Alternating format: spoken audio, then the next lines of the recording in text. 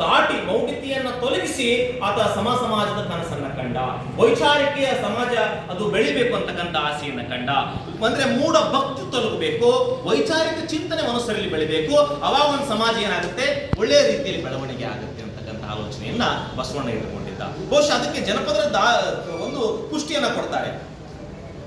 ಏನ್ ಚೆನ್ನಾಗಿ ಹೇಳ್ತಾರಪ್ಪ ಅಂದ್ರೆ, ಹಡದವನು ನೆನಿಬೇಕು ಅಂತಕ್ಕಂಥ ಮಾತನ್ನ. ಕಾಸಿಗೆ ಹೋಗಲಿಕ್ಕ ಎಸೊಂದು ದಿನ ಬೇಕು, ತಾಸೊತ್ತಿನ ಹಾದಿ ತವರೂರ ನಿನಗೋಸ್ಕರ ಕಾದು ಕುಂತವಳೆ ಹಡದವ್ವ ಅಂತಕ್ಕಂಥ ಮಾತನ್ನ ಜನಪದ ಹೇಳ್ತಾರೆ. ಬಹುಶಃ ಆ ದಾಟಿಯಲ್ಲಿ ಅಂತ ಶರಣರು ಕಟ್ಟಿಕೊಡ್ತಕ್ಕಂಥ ಒಂದು ದಾಟಿಯಲ್ಲಿ ನಮ್ಮ ಜೇಡ್ರ ದಾಸಿಮೈ ಒಂದು ವಚನವನ್ನ ಕೊಡ್ತಾರೆ ನಮಗೆ. ಹರಿದು ಗೋಣೆಯಲ್ಲೊಬ್ಬ ಕಳವೆಯ ತುಂಬಿದ.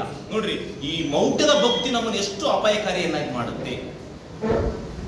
ಅರಿವಿಲ್ಲದ ಭಕ್ತಿ ನಮ್ಮನ್ನ ಹೆಂಗ ಒಂದು ದುಷ್ಕಾರ್ಯಕ್ಕೆ ದುಡುತ್ತೆ ಅನ್ನೋದಕ್ಕೆ ಅವ್ರು ಹೇಳ್ತಾರೆ.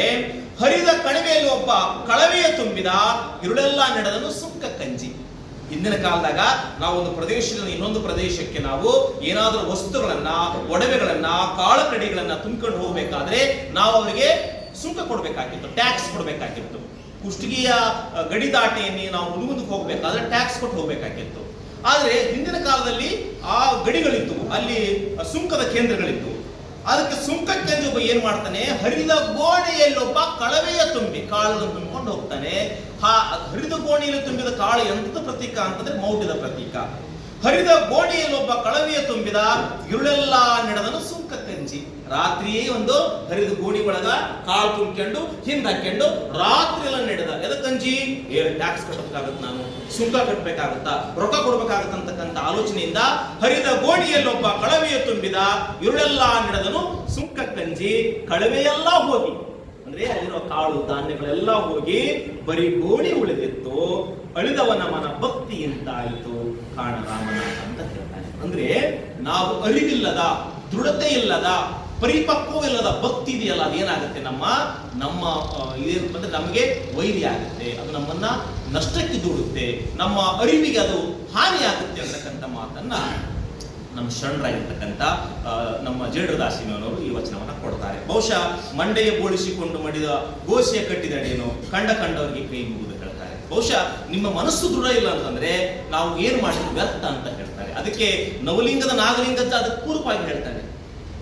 ಇಲ್ಲಿ ಗದಗ ಅವರು ಧಾರವಾಡ ಜಿಲ್ಲೆಯವರು ಬಂದ, ಗದಗ ಜಿಲ್ಲೆ ಅದು. ಅವ್ರು ಹೇಳ್ತಾರೆ, ನಾಗಲಿಂಗಜ್ಜ, ಸಂತ ಶಿಶ್ನಾಳ ಶರೀಫರು ಮತ್ತು ಆ ಭಾಗದ ಸಿದ್ಧರು ಸಮಕಾಲೀನ. ಅವ್ರು ಹೇಳ್ತಾರೆ, ಬಹುಶಃ ಇಂಥ ವಚನಗಳಿಂದ ಪ್ರೇರಿತರಾಗಿರ್ತಕ್ಕಂಥ ನಾಗಲಿಂಗಜ್ಜ ಬಹಳ ಚೆನ್ನಾಗಿ ಹೇಳ್ತಾನೆ, ನಿರ್ಮಲವಾದ ಮನಸ್ಸೇ ಮಡಿ, ಉಳಿದುದೆಲ್ಲ ಕಾಲ್ ಮಡಿ ಅಂತಕ್ಕಂಥ ಮಾತಾಡ್ತಿರ್ತಾನೆ. ಬಹುಶಃ ಇದರ ವಚನದ ತಾತ್ಪರ್ಯವಾಗಿ ಹೊರಹೊಮ್ಮಿದ ಒಂದು ತತ್ವಪದ ಆತ್ಮೀಯ. ಹಾಗಾಗಿ ನನಗೆ ಸತ್ಯವ ನುಡಿಯುವ ತೀರ್ಥ. ಯಾವುದು ತೀರ್ಥ?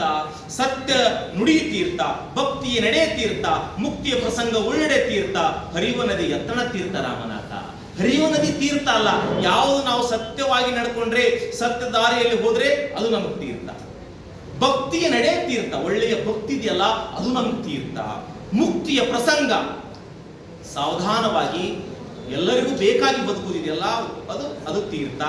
ಹರಿಯುವ ನದಿ ಎತ್ತಣ ತೀರ್ಥ ಅಂತಕ್ಕಂಥ ಪ್ರಶ್ನೆಯನ್ನ ಮಾಡ್ತಾ ಹೋಗ್ತಾರೆ. ಹಾಗಾಗಿ ಆತ್ಮೀಯರೇ, ಬಹುಶಃ ಜೇಡರ ದಾಸಿಮಯ್ಯ ದೇವರ ದಾಸಿಮಯ್ಯನಾಗಿ ಬದಲಾದ ಪರಿ ಇದೆಯಲ್ಲ, ಅದು ನಾವು ಸಮಾಜ ಅಷ್ಟೇ ಅಲ್ಲ, ಬಹುಶಃ ನೇಕಾರಿಕ ಸಮಾಜ ನಾವು ಹೆಮ್ಮೆ ಪಡುವ ಸಂಗತಿಯ ಜೊತೆಗೇನೆ ಇಡೀ ಜಗತ್ತಿನ ನಾವು ಸಾರಸತ್ವ ಲೋಕ ಹೆಮ್ಮೆ ಪಡ್ತಕ್ಕಂಥ ಸಂಗತಿ. ಯಾಕೆ ಅಂತಂದ್ರೆ ಇಂಥ ಶರಣ, ಬಹುಶಃ ಇಂಥ ಅನೇಕ ಸಾಧು ಸತ್ಪುರುಷರು ಶರಣರು ವಿವಿಧ ಜಾತಿಗಳಲ್ಲಿ ಅವರು ಜನ್ಮ ತಾಳ್ತಾರೆ.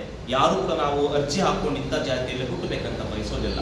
ಬಹುಶಃ ಅನೇಕ ಸಾಧು ಸತ್ಪುರುಷರು ಈ ನಾಡಿನೊಳಗೆ ಹುಟ್ಟಿದ್ದಾರೆ.